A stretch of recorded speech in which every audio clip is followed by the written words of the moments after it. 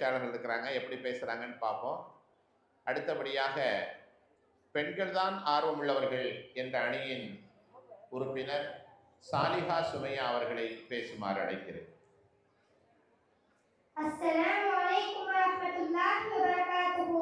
நின்னையும் மண்ணையும் அந்த மண்ணிலே நன்னையும் மாதருக்கு பிள்ளையாக என்னையும் படைத்தவர் வைக்கின்ற ரட்சகா, உன்னை புகழ்ந்தேன் அல்ஹம்துலில்லாஹ்.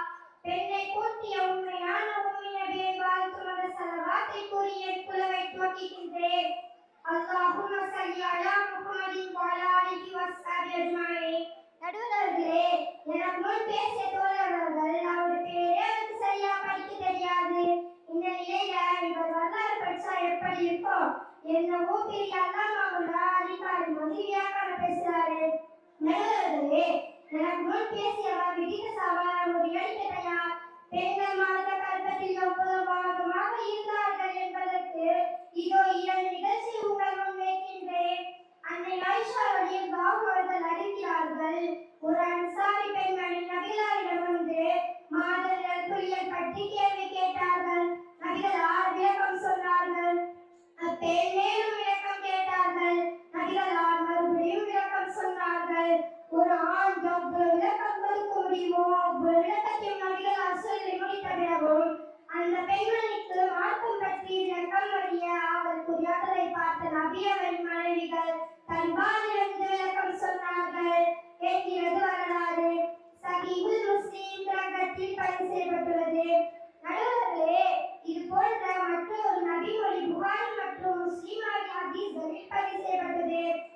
உம்மு சுலைம் ரலியல்லாஹு அவர்கள் நபியிடம் வந்து, இறைவனின் தூதரே, அல்லாஹ்வே சொல்ல வெட்கம் கொள்ள மாட்டான் தானே என்று பீடிக்க வைத்து பிறகுதான் கேள்வியை கேட்டார்கள். ஒரு பெண்ணுக்கு கனவு காண்பதால் குளிப்பு கடமையாகும் என்ற கேள்வி கேட்டார்கள். அதற்கான பதிலில் நாம் வைத்து சொல்ல எனக்கு வயதில்லை என்றாலும் நான் சொல்வதற்கு நோக்கம் என்ன தெரியுமா? நடுவர்களே, இதனை நண்பர்கள் கூறினார்கள். ஹஜ்ரத் அபூபக்கர் சித்திக் ரலியல்லாஹு அன்ஹு அவர்களை பற்றி நான் கூறுகிறேன். இஸ்லாத்தில் முதலாக ஷஹீதாக்கப்பட்ட பெண் சுமையா ரலியல்லாஹு அன்ஹா எதிரிகள் 20 கவசம் அணிந்துவிட்டு கடும் வெயிலில் தரையில் கிடந்தார்கள்.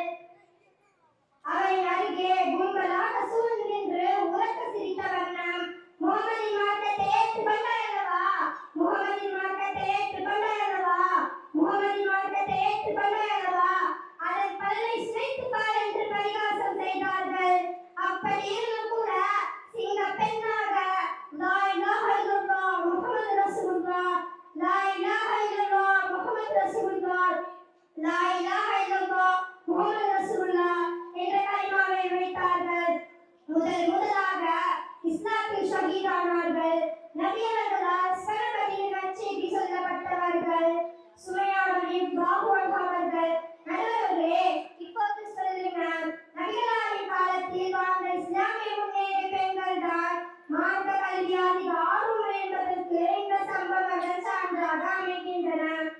நடுவர்களே, அன்னை ஆயிஷா ரலியல்லாஹு அன்ஹா அவர்கள் நபி அவரின் மனைவியாக வரும்போது அம்மையார் பெரிய பெண் கிடையாது, சிறு வயது கொண்ட சிறுமிதான். கணவனின் இல்லத்திற்கு செல்லும் போது தன்னுடன் விளையாட்டு பொம்மைகளை எடுத்து சென்றார்கள் என்கிறது வரலாறு. அச்சமயம் ஆயிஷா ரலியல்லாஹு அன்ஹா அவர்கள் அலமாரியில் ஒரு வினோத குதிரை பொம்மை நபி அவர்கள் பார்க்கிறார்கள். அதற்கு 2 ரெக்கைகள் உள்ளன.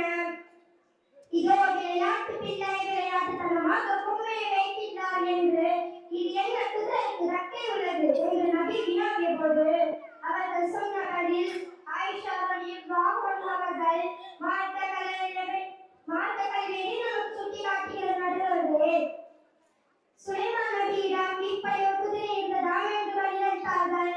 10-12 வயதில் சுலைமான் நபியிடம் குதிரை பற்றி பேச வேண்டுமானால் ஆர்வமின்றி கல்வி அறிந்திருப்பார்களா? எதிரினர் ஒன்று கேட்டனர், நான் 3 சொன்னேன், இன்னும் சொல்வேன். கல்வி காலமுடைய பெண்கள் தான். வாய்ப்புக்கு நன்றி கூறி விடைபெறுகிறேன்.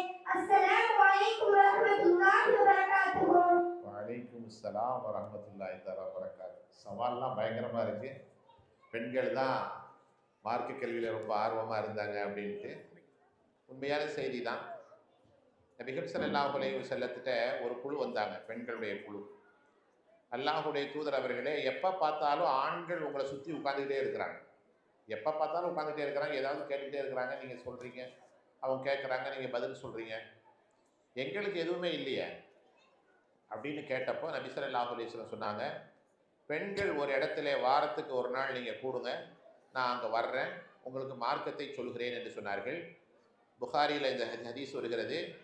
செவ்வாய்க்கிழமை அந்த நாளாக முடிவு செஞ்சு நபி ஸல்லல்லாஹு அலைஹி வஸல்லம் வாரத்துக்கு ஒரு நாள் வந்து பெண்களுக்கான உபதேசங்களை செய்தார்கள் என்று வருகிறது. இப்போ மார்க்க கல்வியில் அதை தெரிந்து கொள்வதிலே ஆர்வம் பெண்களுக்கும் கூடுதலாக இருந்திருக்கிறது என்பதை பார்க்க முடிகிறது. சரி, பார்ப்போம், இன்னும் 2 பேர் இருக்கிறாங்க, யார் பக்கம் தீர்ப்பு கொடுக்குறதுங்க சில பொறுத்திருந்து பார்ப்போம்.